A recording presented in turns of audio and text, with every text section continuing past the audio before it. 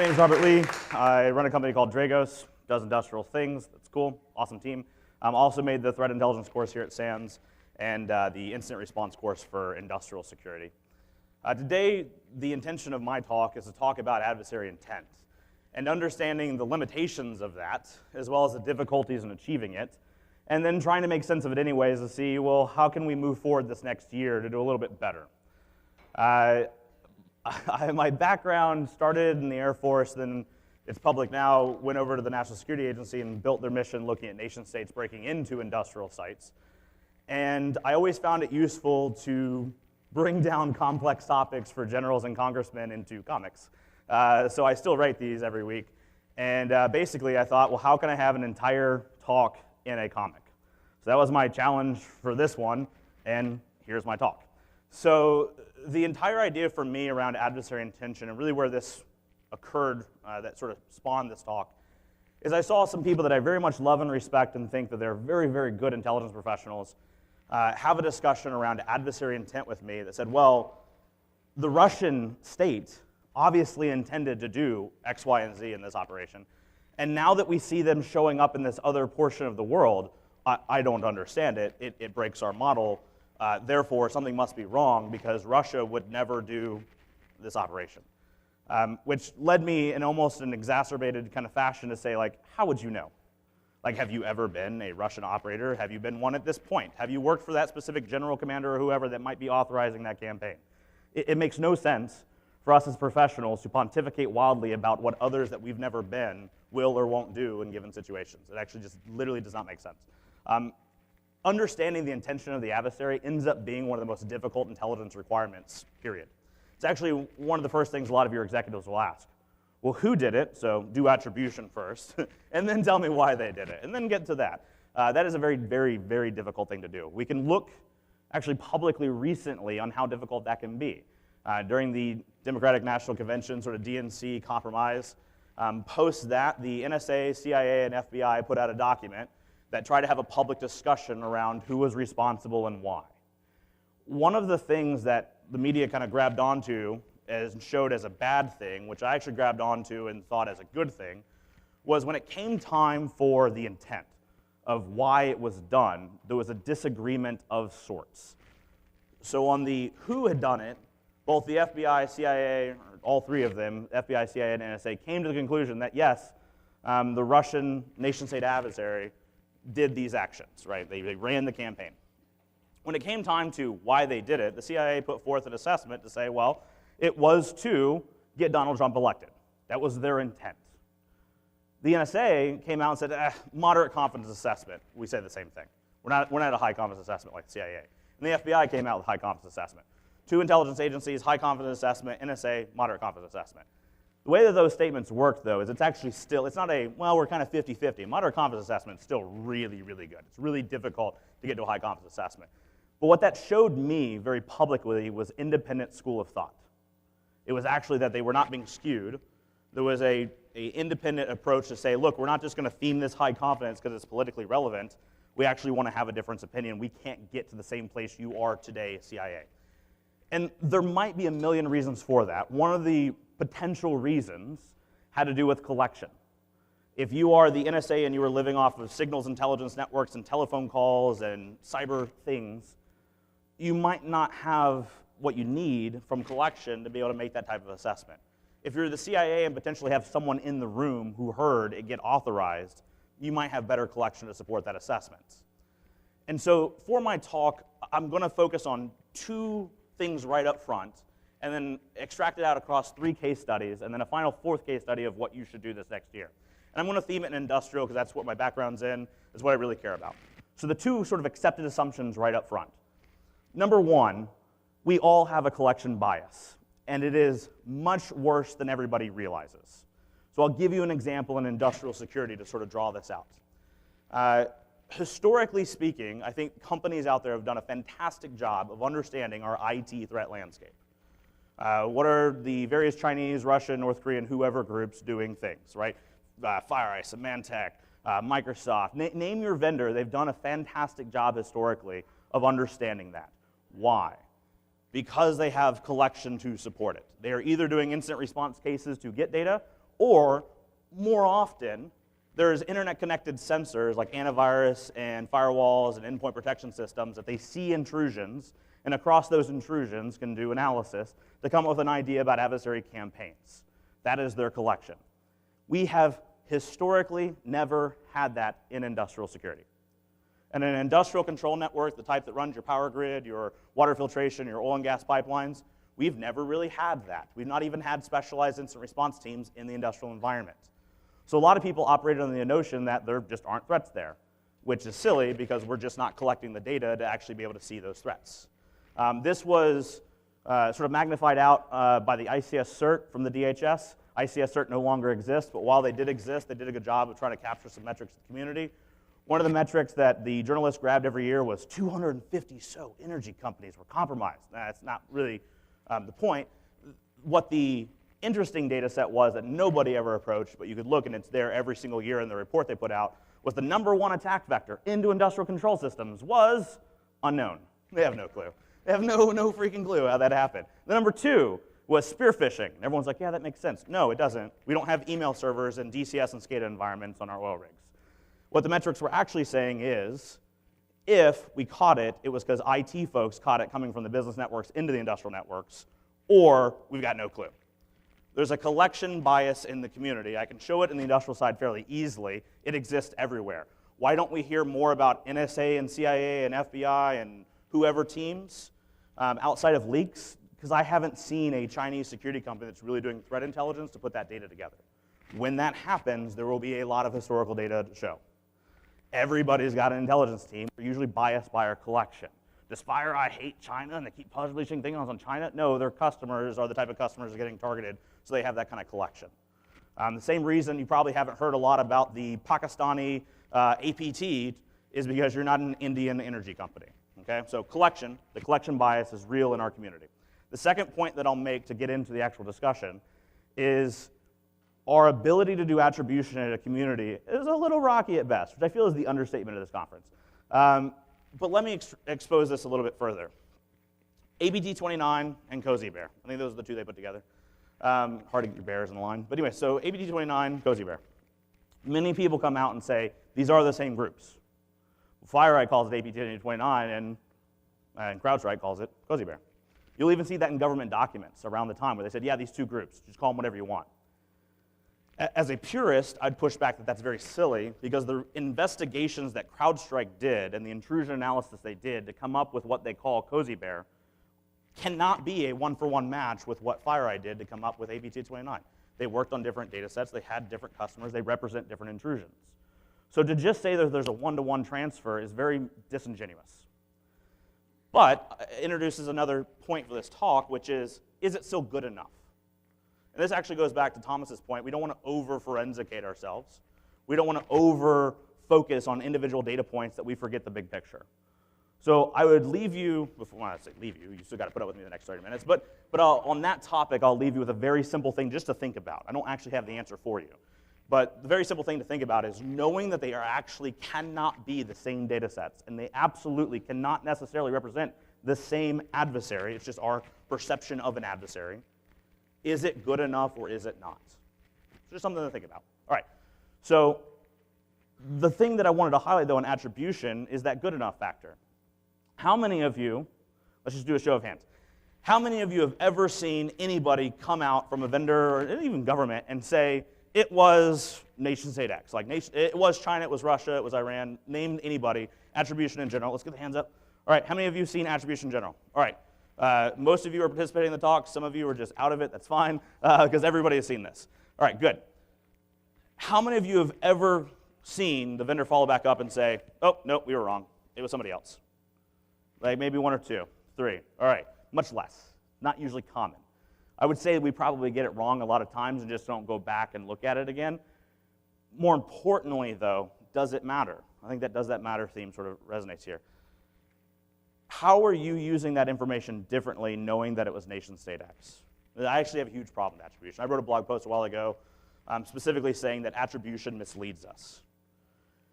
If I say China's in your network, what do you think they're after? Who's got it? Intellectual property. If I say Russia's in your network, what do you think are activities you might see? Propaganda, or another big one's always cybercrime. I think I've heard one person say it. Maybe even military preparation. Iran is in your networks. What do you think you might see? Total destruction. Absolutely, disruptive nature. US is in your networks. What might you think they're there for? Spying, counterterrorism is a big one. Okay, all of that is literally bias. It's completely ridiculous.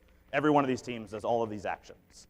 Every team has an intellectual property theft team. Everybody has military operations. It is across the board. Everybody does everything. But we have seen a case or two, and we've seen media around it, so we have the perception that, well, China does intellectual property theft. So why does this hurt you? Here's where I think attribution actually hurts your teams. If I put in front of an incident responder as an intelligence analyst a playbook of here is what adversary cash register squirrel or whatever, some made-up name, here's what their tradecraft is. Here's what they're doing. And here's what I think they're trying to do. If I put in front of them, oh, and by the way, it's China, they're instantly going to start thinking about intellectual property theft. That campaign or that adversary that they're looking at might not be that team. It might be going after cybercrime or whatever else. But instantly, they've been biased from things they've heard that it must be intellectual property theft in there somewhere, and so they will look for it. I would say that attribution is not only mostly useless for our community, it is almost always damaging to your tactical level defenders. For the strategic folks that you are actually going to use that information, go for it. If you are going to change the way you run your company, change national level intelligence requirements, or some other ways use the information, feel free. If it is an intelligence requirement to actually make change, go for it. If it is not, be very wary. So starting discussion, we have a collection bias, and attribution is sometimes very, very difficult, if not harmful. So those are my two starting points for the discussion. So I want to go through a couple case studies that show some of the difficulty with adversary intention and get to a point where we discuss about that, is it good enough, and leave you with a takeaway of what I hope you do this next year. My first case study. Ukraine, 2015. You probably heard me talk about this at some point, or maybe the past CTI summits. Long story short, first time in history a cyber attack took out a portion of a power grid. Basically stopped operations, just 6 hours, but stopped operations due to a cyber attack. So I got to be involved in the investigation, put out some papers about it, good stuff. Cool. Here's the interesting aspect. In the years following, I've been involved in a lot of very senior national level discussions where people have asked why. Still here in 2018, going forward past a lot of other attacks we've seen, that question still comes up, and it is of value. I don't want to downplay that. But the question comes up, why? Why did they do this? What was their intention? What can we learn from that? How do we posture differently? 6 months before the attack is when the adversary started getting access to those networks. So they sent the spear phishing emails, got access to the corporate networks. That was like 3 days worth of effort, got into the industrial networks, and operated in those industrial networks for about 6 months before the attack. I think it was like 2 months or so before that attack, which was December 23rd. 2 months before that, pylons, towers, electric power towers, were destroyed in Crimea. Extremists favoring Ukraine destroyed the pylons.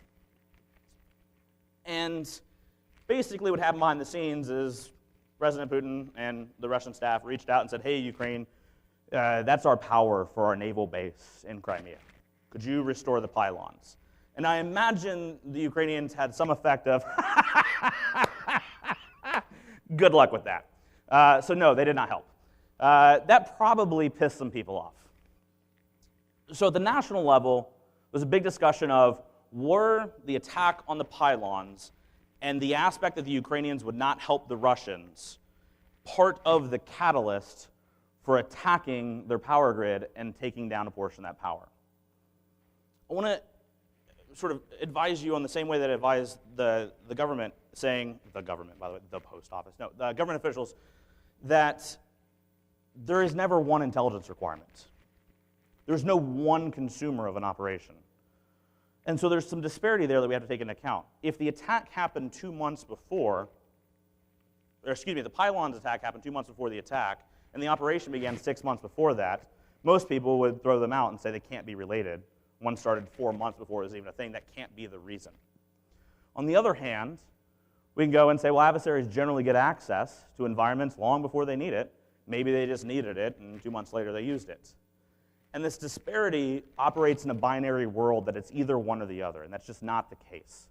There could have been intelligence requirements from the adversary to gain access to those environments for any reason. There could have been additional intelligence requirements which we do not understand at all because we are not the operators or consumers of that operation. And there are also the very real possibility that when the pylons went down, other players got involved and said, what capabilities do we have to inflict punishment on the Ukrainian people for this operation? And could have levied the access they had to fulfill those intelligence requirements.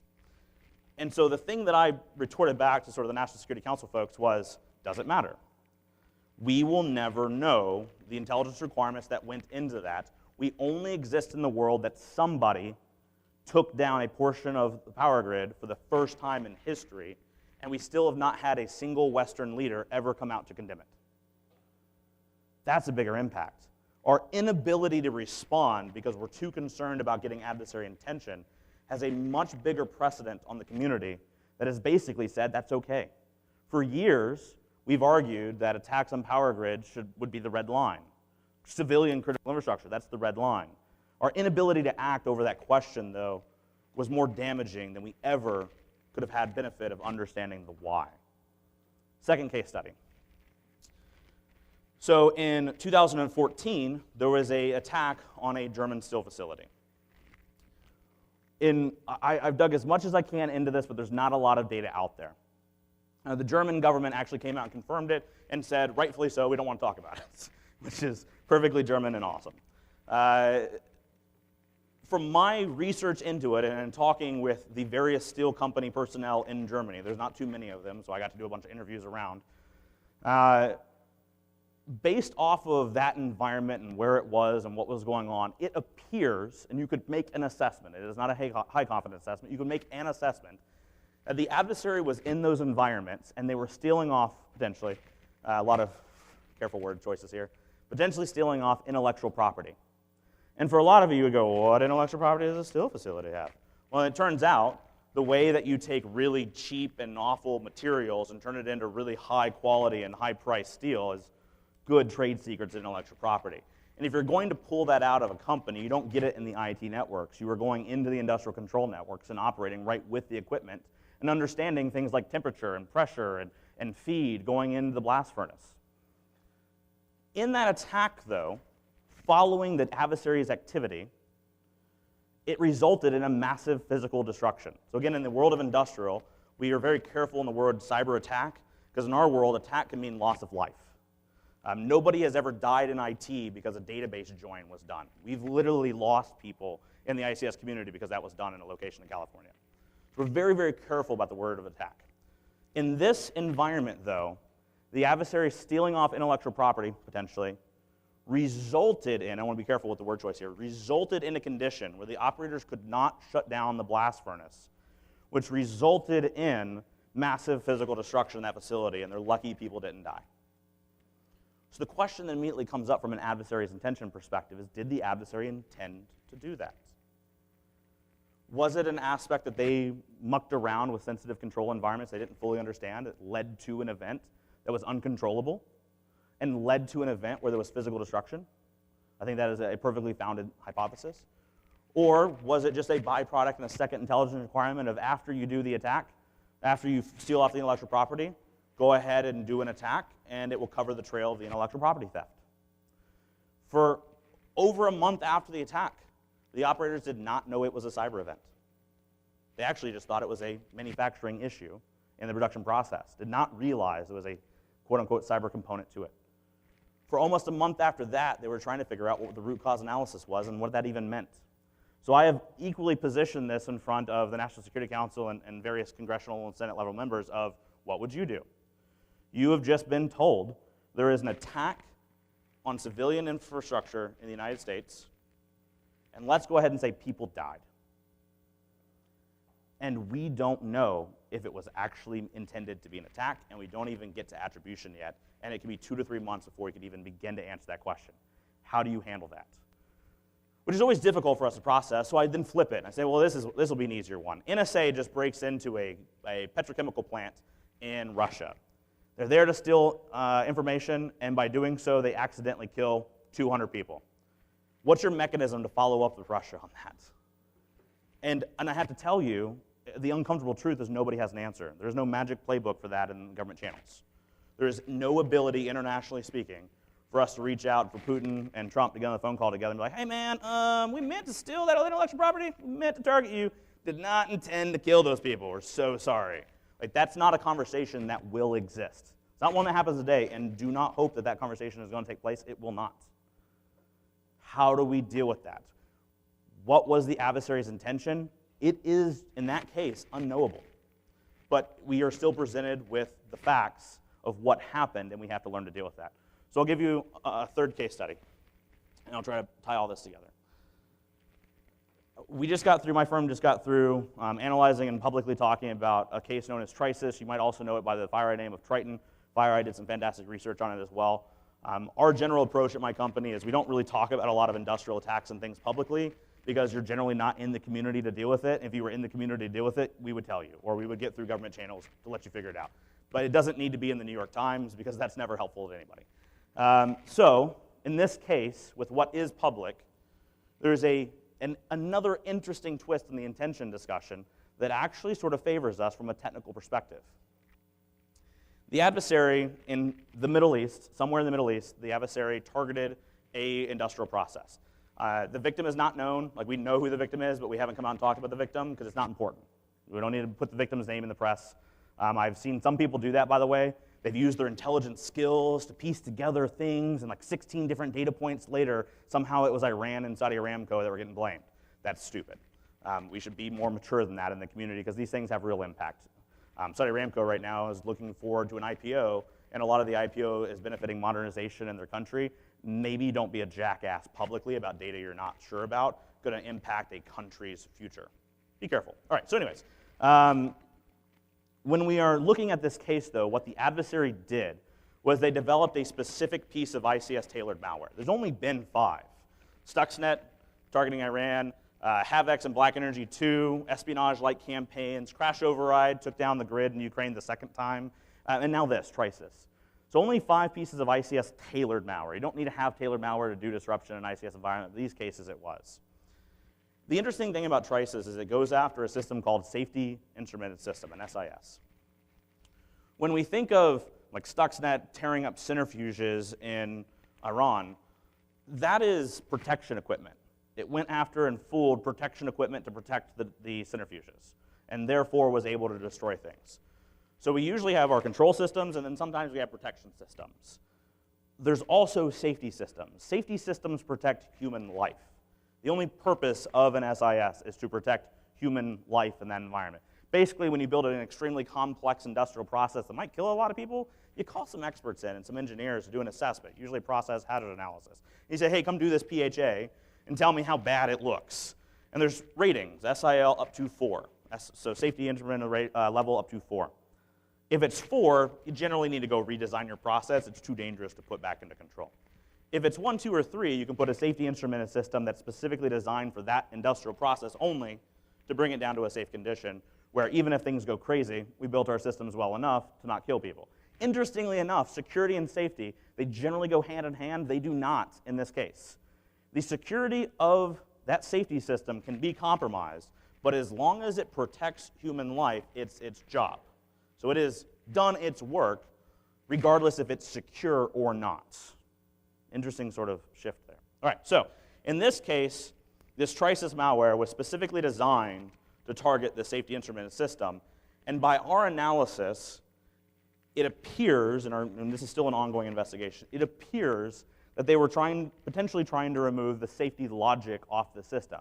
So instead of breaking the system or denying service to it, actually removing the here's what makes the process safe information out of the system, which we do not know. This is just if I was the bad guy, which is mirroring, which is horrible, but here it is anyways. If I was the bad guy, you would then follow up with another attack on the industrial process, and now you could do an attack that would lead to an unsafe condition, and the safety system wouldn't kick in.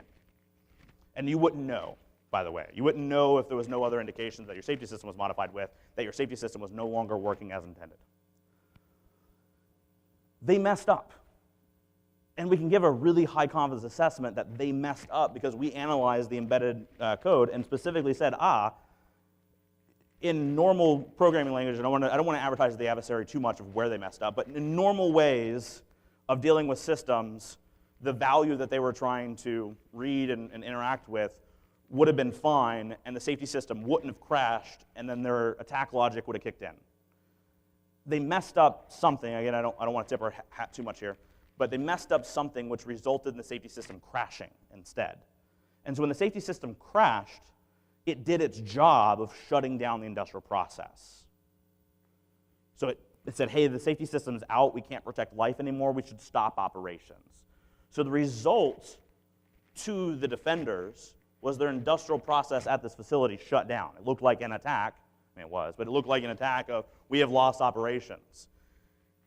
But I'm going to make an assessment about the adversary's intention, which I just said how difficult this can be, but here's why. In our assessment of the situation, only two realities really exist. Either the adversary intended to take down the safety system and intended to remove the safety logic, fully intending to kill people, or they didn't care. They targeted the safety system with enough knowledge about how to do so that they had to understand that targeting a safety system would lead to the resulting case of loss of human life, and they were just okay with that. So either it was their intention to do it on purpose, or they were just okay with killing people. That is a game changer in our discussion, by the way, around anything InfoSec.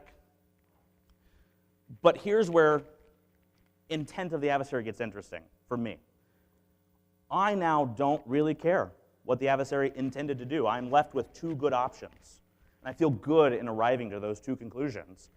And the ability for me to enact change based off of that, to make assessments to my customers, to make assessments to the community, to the national governments around how we're going to deal with that, doesn't change between the two options. Either someone was really cool with it or they intended. Either way, they're an asshole, and we should talk about it. We are left with actionable information regardless of the difficulties of intent leading up to it. That's what I want you to get to. I want you to hone down largely enough to get to a perception of intent, not true intent. Please don't pretend to know what the North Korean operators were doing. But get to a level where your perception of intent satisfies your intelligence requirements. And if it doesn't matter, don't worry about it. Don't spend the resources because it's very resource intensive. So here's a last example. I said the fourth case study to sort of have a recommendation for what you should do this next year. And I'm going to weave in those initial points around collection and attribution. When a company comes out and says, this is a campaign targeting the electric sector, and a couple of them have done that, one of my first questions to those companies is, where's your collection? Well, what do you mean? Well, you just said it was targeted towards the energy sector. Do you have a lot of mining customers? Do you have a lot of transportation customers? Well, no, we're really active in the electric energy community. Oh, okay. Well, then you're doing collection in electric energy, so you see intrusions in electric energy, and so you associate it that the campaign is targeted towards electric energy, but it could be targeted a lot of other industries. So by saying it is targeted towards the electric energy community, you've just told other communities not to worry about it, don't put it in their threat model, which is not a real answer because you don't know. So for all of you that are practitioners, I want you to be very careful this next year and how you make those assessments and appreciate your lack of collection. It's okay. It's not even being wrong, it's just being honest. To say, you know what, we did a lot of collection in the Middle East in oil and gas networks, and that's what it looks like. They are definitely being targeted based off our observations. Like, that's a fact. There's no assessment there. Are there victims? Okay, that's a fact. We can talk about that. But let's not pretend it doesn't increase the scope of other parts of the world to de-incentivize other people from doing security. Actually, our whole perception of campaigns in the community is entirely driven from a defender basis. I get in wonderful conversations these days with my director of Intel, Sergio. I'm the guy who created the diamond model. It's fun to sort of be in Slack, going back and forth on these topics. And one of the things that he put forth that I thought was really important was we will always have a defender's bias of a campaign. We don't know all the different targets of the adversary. We only know our perception of the victims, so the campaign is not as well defined as we think it is. And only the adversary could know what their mission objectives were to take it past that campaign. So we are left wanting in the community, but it doesn't have to leave wanting in an action. We can still use this. So here's my second recommendation, and using the same concepts. You will often find that when I do assessments, I put out, this activity group, I like the names activity groups. Campaign's the mission focus, but really at the core of it, it's an activity group. Go read the Diamond model, do a 2+ correlation on unique tradecraft victims or infrastructure. If you get a 2+ correlation, you come up with an activity group, but it might not be a unique adversary. It doesn't matter. The tradecraft is associated with them, so you're defending against that tradecraft. It puts you in a good position. Doesn't matter if it's different humans or not. Okay, boom, there's like day 3 of my Intel class. All right, so when you come up with this understanding of activity groups, you will see me do it, and I hope you do it as well. I actually do come out and say, this group, this activity group we're seeing is operating in our perceived understanding of North Korean state interests. Some of you might go, he just did attribution in North Korea. No, I didn't. I'm saying the activity group we're tracking is operating in our perception of North Korean state interests, which means if you are an American power company and there's tension between South Korea, North Korea, and the US, you might take that activity group and prioritize them in your threat model to go hunting for their tradecraft in your environments. And in many cases, you will find them. That's exactly what we did when we found them. Does it matter if they're North Korea or not? No. They could be Syrian. It has no impact on anything for me because I did defense correctly. I said, here's my perception. Here's the model which I've chosen to put this in. I have made observations and done assessments to facilitate defense in my environment. And in many cases, it'll work for you. Whether or not the attribution is correct, it doesn't matter. Don't get focused on it. Well, I have to be correct. Not for all defense requirements. For some, but for many, you won't. So, in recap of my one-slide little Bobby comic presentation, understand your collection bias. Understand attribution is generally hurtful, not even helpful. So if you're going to do it, make sure you actually have intelligence requirements that demand it. Understand that our perception of adversary intent is very much driven on what we can see, and there are usually multiple intentions going into any operation which limit the effectiveness of our understanding of it. So we have to focus on what we need out of the situation, go towards that, and make sure it's actionable. And on the back end of that, I would make sure that when we think about activity groups, I would suggest that you get in the language of, here's my perception of North Korean state interest or whatever, and this is what we are seeing in terms of the victim targeting and how it matches our model. But be intellectually honest with yourselves and your customers and your consumers. And that way we can get the community to a better place without having little Twitter battles and New York Times arguments back and forth with each other of, yes, it's North Korea, no, it's not. Well, the FBI has this. Well, there's classified. Nothing about sources and methods, by the way, is accurate. Like, nothing makes it accurate. It's top secret does not correlate to it's accurate. It just means it was sensitive. I've seen a lot of really stupid top secret documents. So let's focus on our actual requirements, move the community forward, have a nuance to doing that, and actually understand that our job at the end of the day is to help our consumers, not to feel good about the position which you got yourself into. Perfect. That's my talk.